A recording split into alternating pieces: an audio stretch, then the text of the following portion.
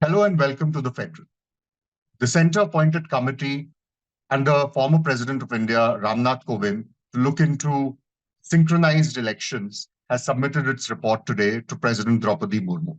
Now, this was a committee that was set up last year, about 6 months back, by the center to examine the feasibility of conducting simultaneous or synchronized elections to the Lok Sabha, all the state assemblies, and also the municipal corporations, the panchayats, or what we call the local body elections.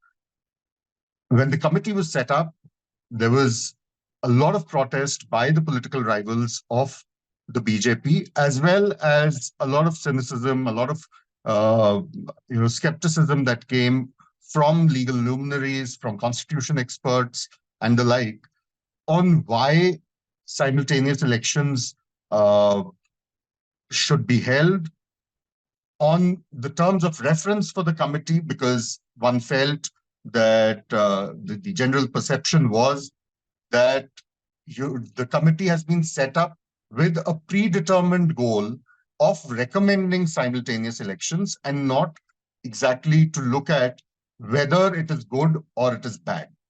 Now that the report has come, many would say the report has come on expected lines, because as the critics of the government had suspected, the panel has recommended that simultaneous polls or synchronized polls through the Lok Sabha and the state assemblies and the local bodies is a good idea. It is something that needs to be done to realize the aspirations of India, that is Bharat.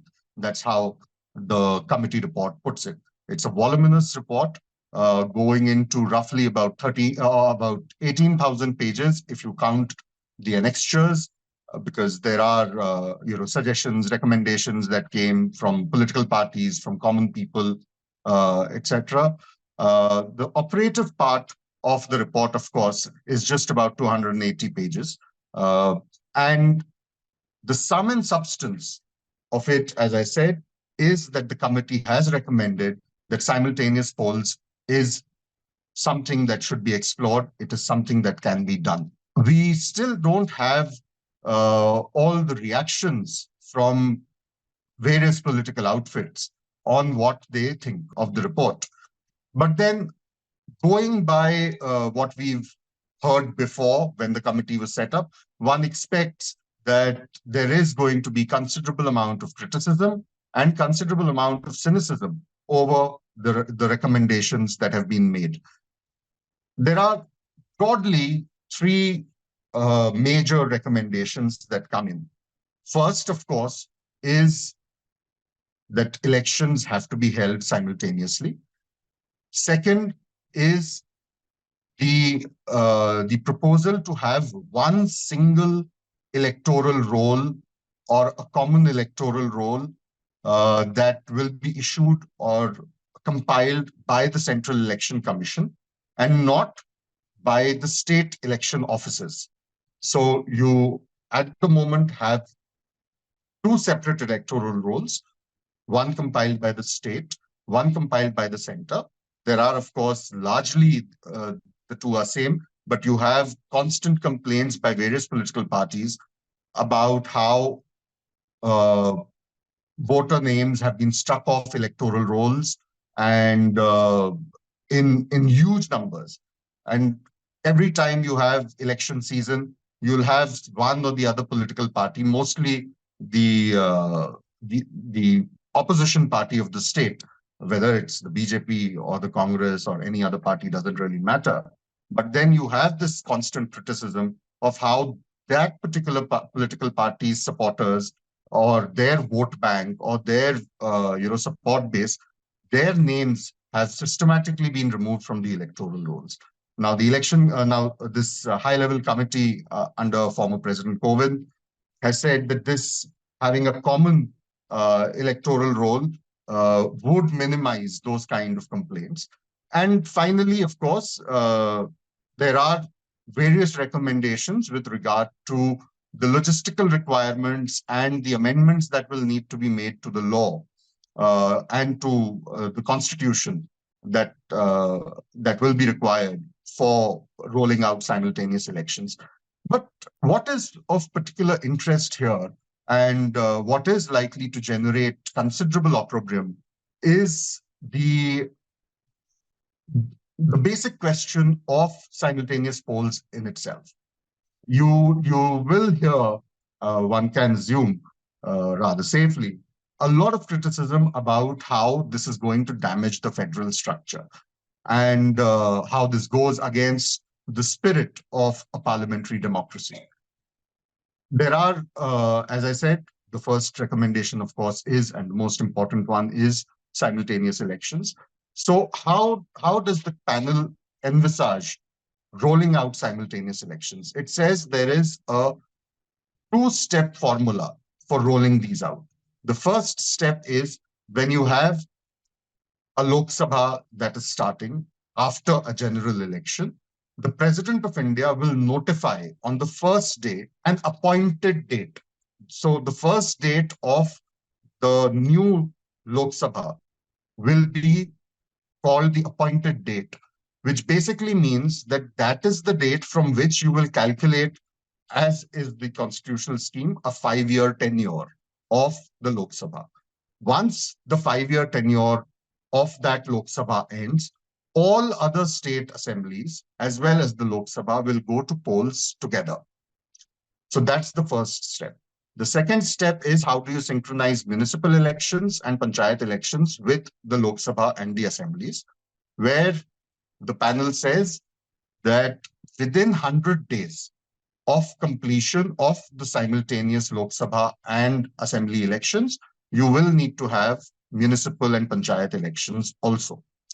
And once you've had all of these together within that span of 100 days, the next electoral cycle onwards, of course, you then have a synchronized or a simultaneous election scheme that has all elected bodies going to polls together.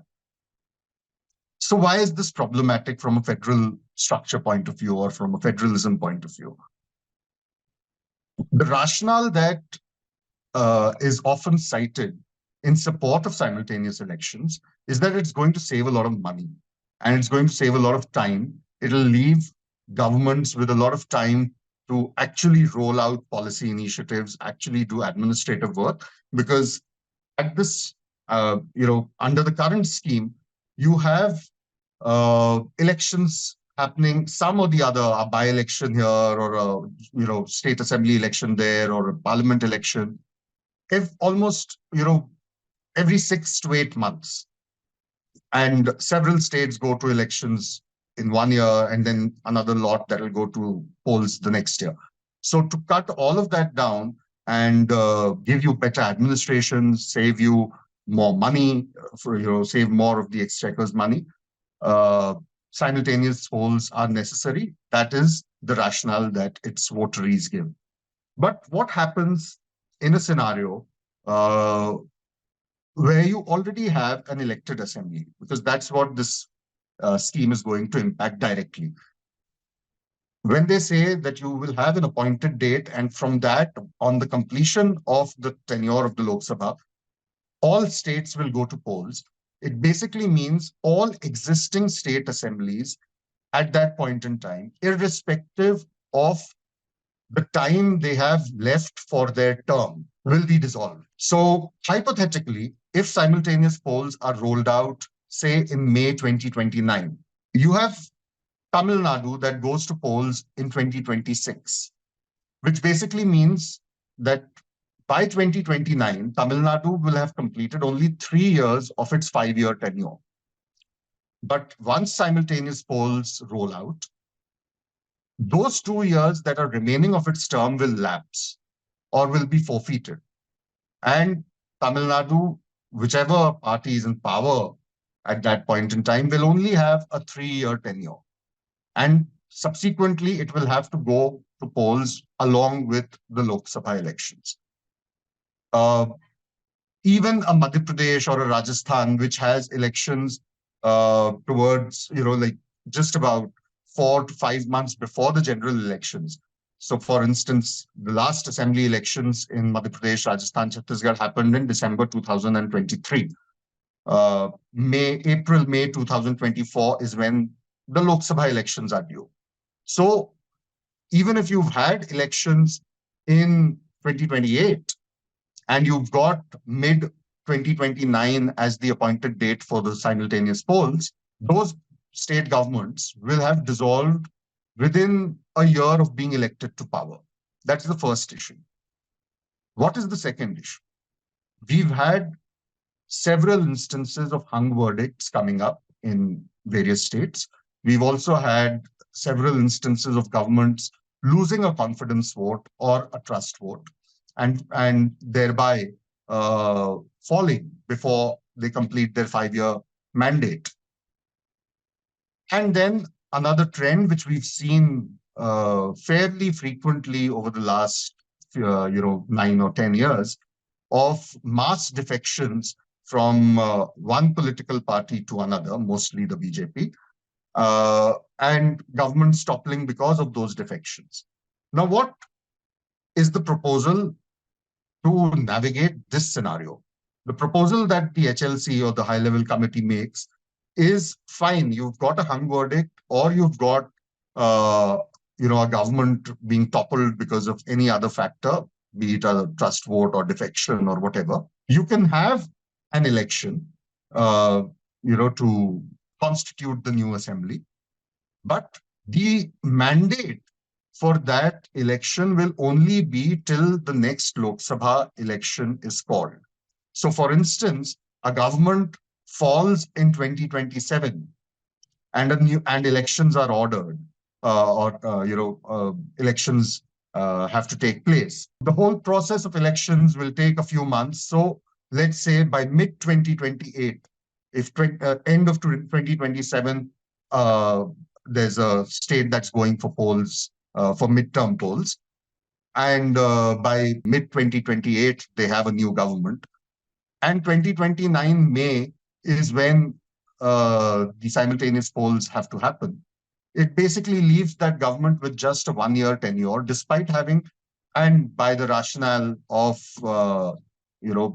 votaries of the simultaneous poll scheme, who say that there's a lot of money to be saved by simultaneous elections. How exactly are you going to be saving money if you're actually curtailing tenures of elected governments, of elected representatives, by saying that this is required to have simultaneous elections? So if you've got a government that's been chosen in a midterm election, with, which has just about 2 years or 1 year left before the next round of simultaneous elections, you anyway will need to spend that amount of money to contest the election. And then within 2 years, you will be spending that money again. So the rationale of saving money doesn't really add up, and saving resources, etc., doesn't really add up here. The other issue, again, directly impacting federalism, is that India is a country where several states have regional parties in power or in the opposition, dominant regional players, whether it's the DMK in Tamil Nadu or the Samajwadi Party in Uttar Pradesh, or the RJD in Bihar, or the Jharkhand Mukti Morcha in Jharkhand, the Biju Janata Dal in Orissa, the Trinamool Congress, the Aam Aadmi Party, n number of regional parties. The submission from most of these parties to the panel, while the panel was having its discussions, was that you're going to take away a level playing field, which is essential to parliamentary democracy. You're going to take away that level playing field from regional parties, because regional parties will not be able to manage or match up to the funds, the electoral strategy, the electoral resource mobilization of a national party. And we've seen in the current scenario, in fact, even a national party like the Congress, desperately trying to catch up and failing at that when it comes to the resources of the BJP, or even now the Aam Aadmi Party, which is recognized as a national party. There is a huge difference in the resource mobilization that they are able to do and the resource mobilization that the BJP is able to do. So taking away that level playing field is the other criticism. And of course, since it's a voluminous report, there'll be more analyses of how, what kind of suggestions have been made. And sure enough, with things like these, there is always a devil in the details. And once people go through the report in greater detail, there may be way more to worry about from a constitutional point of view, from the standpoint of parliamentary democracy and what it should mean. So as of now, preliminary thoughts. It's a report that goes on predicted lines and recommends simultaneous elections as was expected, but it also raises several questions, including not being able to answer several questions which have been raised time and again whenever this pet project of the BJP has made headlines.